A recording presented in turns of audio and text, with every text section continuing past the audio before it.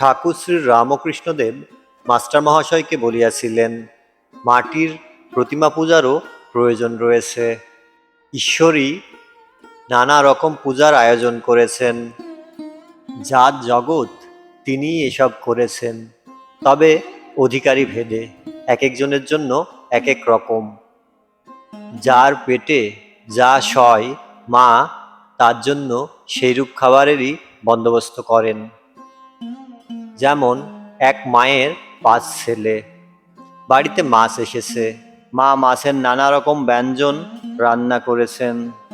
যার পেটে যা সয়, কারো জন্য মাছের পোলোয়া, কারো জন্যে মাছের অম্বল, কারো জন্য মাছের চচ্চড়ি, কারো জন্য মাছ ভাজা, যার যেটি ভালো লাগে, যার পেটে যা সয়।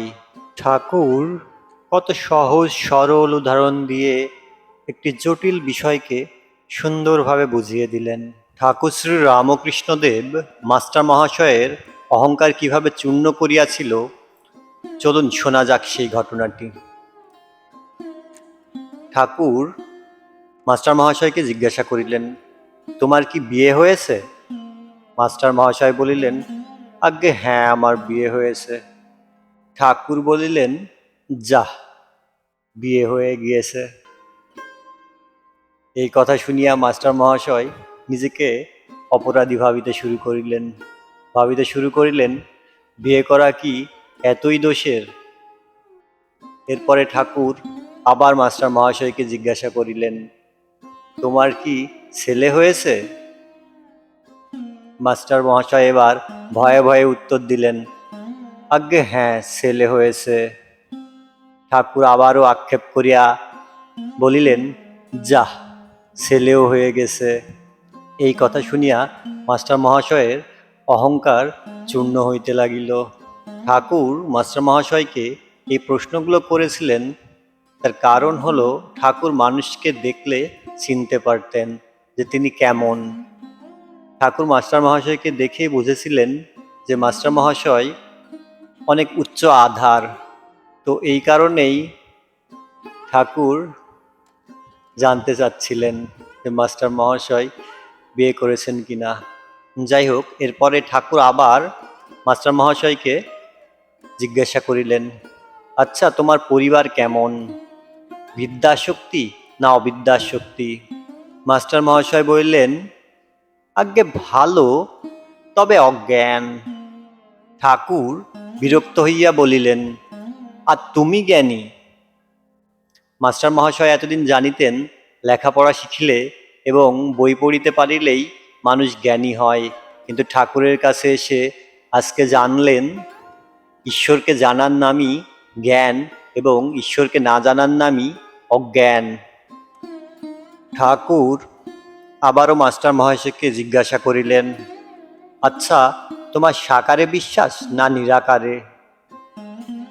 মাস্টার মহাশয় বলিলেন, সাকারে বিশ্বাস থাকিলে কি নিরাকারে বিশ্বাস করা যায়? অথবা কেউ যদি নিরাকারে বিশ্বাস করে, তাহলে সে কি সাকারে বিশ্বাস করিতে পারিবে? কারণ দুইটা তো বিপরীত, দুইটা তো বিরুদ্ধ অবস্থা। যেমন দুধ সাদা, দুধ কি আবার কালোও হইতে পারে? এরপরে মাস্টার মহাশয় ঠাকুরকে বলিলেন, আমার নিরাকারই ভালো লাগে। ঠাকুর শ্রী রামকৃষ্ণদেব বলিলেন, তা বেশ, একটাতে বিশ্বাস থাকলেই হলো। তোমার নিরাকারে বিশ্বাস, তা তো ভালোই, তবে এ বুদ্ধি করো না যে এইটি কেবল সত্য আর বাকি সব মিথ্যা। এইটি জেনে রেখো যে নিরাকারও সত্য, আবার সাকারও সত্য। তোমার যেটি বিশ্বাস সেইটি ধরে থাকবে, দুটোই সত্য। এই কথা শুনিয়া মাস্টার মহাশয় অবাক হইয়া গেলেন, কারণ তিনি এ ধরনের কথা পূর্বে কখনো শোনেন নাই। মাস্টার মহাশয়ের অহংকার এখনো সম্পূর্ণ চূর্ণ হয় নাই, তাই তিনি আবার একটু তর্ক করিতে অগ্রসর হইলেন। মাস্টার মহাশয় বলিলেন, ঈশ্বর সাকার, এ বিশ্বাস যেন হলো, কিন্তু ঈশ্বর তো মাটির প্রতিমা নন। তখন ঠাকুর বলিলেন, মাটি কেন গো, চিন্ময়ী প্রতিমা। মাস্টার মহাশয় চিন্ময়ী প্রতিমা বুঝিতে পারিলেন না। মাস্টার মহাশয় বলিতে লাগিলেন, আচ্ছা, যারা মাটির প্রতিমা পূজা করে তাদের তো বুঝিয়ে দেওয়া উচিত যে মাটির প্রতিমা ঈশ্বর নয়। তখন ঠাকুর বিরক্ত হইয়া বলিলেন, তোমাদের কলকাতার লোকেদের ওই এক কেবল লেকচার দেয়া আর বুঝিয়ে দেয়া। আপনাকে কে বোঝায় তার ঠিক নাই, তুমি বোঝাবার কে? যার জগৎ তিনি বোঝাবেন।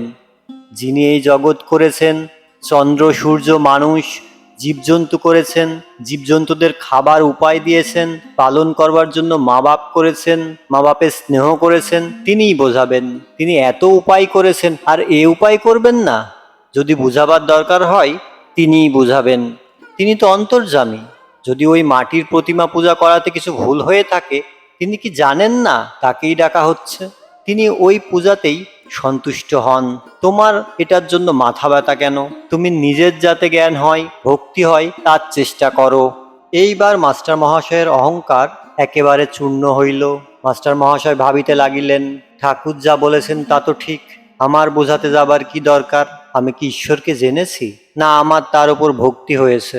নিজে জানি না, পরকে বোঝাতে যাওয়া বড়ই লজ্জার কথা ও হীন বুদ্ধির কাজ। এ কি অঙ্কশাস্ত্র, নাকি ইতিহাস, না সাহিত্য যে পরকে বোঝাবো? এ যে ঈশ্বর তত্ত্ব। ঠাকুর যা বলছেন তা মনে বেশ লাগছে। ঠাকুরের সাথে মাস্টার মহাশয়ের এই প্রথম ও শেষ তর্ক। এরপরে আর কখনোই মাস্টার মহাশয় তর্ক করেন নাই। ঠাকুর, মা, স্বামীজির আরও আধ্যাত্মিক ভিডিও পেতে প্লিজ চ্যানেলটি সাবস্ক্রাইব করবেন, এবং ভিডিওটি যদি আপনার ভালো লেগে থাকে তাহলে প্লিজ লাইক, কমেন্ট, শেয়ার করে পাশেই থাকবেন।